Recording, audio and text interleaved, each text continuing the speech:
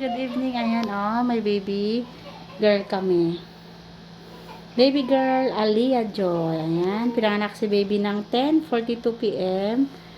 Ayan, maliit lang si baby, 2.1 kilos. Pero hindi naman siya premature kasi 38 weeks and 3 days ba si mommy?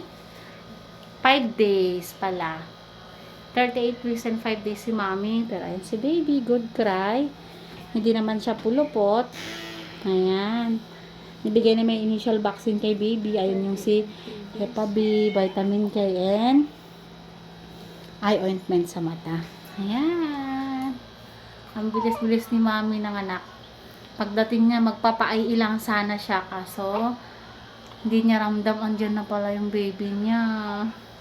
Hindi niya pinahirapan yung kanyang mami. Ayan. Ang bilis-bilis naman lumabas ang baby na yan. Ay, thank you, thank you.